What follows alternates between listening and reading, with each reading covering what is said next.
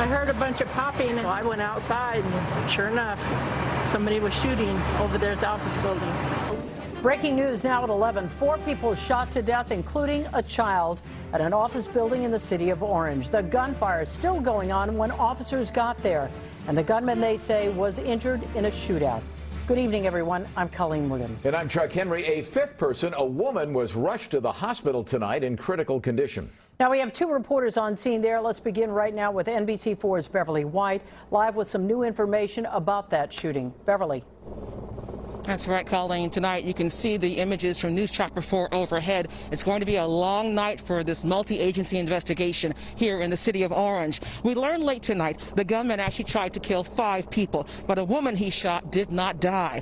Police also tell us they recovered a weapon once the shots were over here at the crime scene at 200 West Lincoln. News Chopper 4 overhead, where at least 2 bodies of shooting victims could be seen. We've blurred their images in a courtyard and on a balcony. Neighbors describe hearing the mass shooting around 5:30 p.m. in which 4 people, including a child, were killed. I heard about 5 to 7 gunshots go off, and then waited a couple minutes, and then the police came, and then I heard a few more gunshots go off, and then there was like a lot quickly. Orange police flooded the office building where on the 2nd floor we're told they found an active shooter. Our officers did respond and upon arrival encountered active gunshots being fired. Police shot and injured the gunman. They say he had wounded a 5th victim. Both were taken to the hospital in critical condition as more agencies, including the DA, joined the investigation. Roadblocks remain as LaSalle and Lincoln fell quiet. The scene is safe. There is no current danger to the public. Police have yet to say what business was involved or why a child was on the premises. Signs indicate there's a counseling center here. This man fears his brother's real estate firm is involved. I'm just trying to find out his well-being. He's not answering his phone, neither is my niece. I'm pretty scared and worried. I wish I knew more. And it's just such a tragedy for the victims, their families, our community, and our police department. So our condolences, thoughts and prayers go out to all of them. Any concerned families are advised to visit the police station on Batavia, where detectives are standing by for assistance. An update is planned tomorrow morning at that same location at 10 a.m. The lieutenant tonight admitting she doesn't know a lot about what happened here. Reporting live in Orange, I'm Beverly White, NBC4 News. All right, thank you, Beverly. And Jonathan Gonzalez is also live at this very active crime scene in Orange tonight. He's hearing from people who live in the area, shaken by everything that has happened. Jonathan?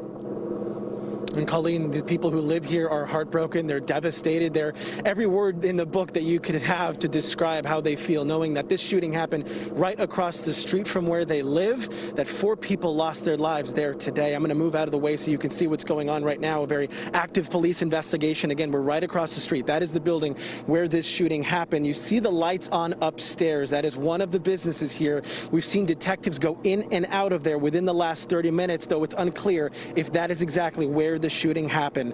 Now, this building, again, sits across from a row of apartment buildings where a lot of people live.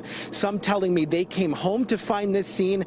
Others said they were home at the time. A lot of them just stunned and heartbroken. They say they go by this building often. Some of them even frequent some of the businesses there. Many of the people who live here heard the shots. Some even saw the aftermath. The building right over there, 202, there was a shooting. I think 3 women got shot, and then the police gunned down the shooter. And we just started hearing gunshots. We knew exactly what they were within seconds. You know, I knew it wasn't the TV. I knew it wasn't my neighbor's TV. I just knew. But you don't hear about mass shootings like right in Orange. That just doesn't happen. It just doesn't happen here. And we want to be clear, police have not released the genders or names of the 4 victims, the 4 who died. They also said while the suspected shooter did suffer a gunshot wound, they're still trying to figure out if he was shot by police officers or if that gunshot was self-inflicted. As for the people who live here, they are likely going to wake up to this exact same scene. When they wake up tomorrow morning, they're going to come out and see a lot of these officers and investigators out here. They're going to be out here through the night. We can tell you that just within the last 30 minutes, we've seen people finally leave the parking lot. There were cars still in this parking lot from the people who were at these businesses when that shooting happened around 5:30. But we can tell you a lot of people told us they heard the shots, that their children even heard the shots, and those are memories that are just not going to go away anytime soon. Colleen and Chuck, we'll send it back to you in the studio.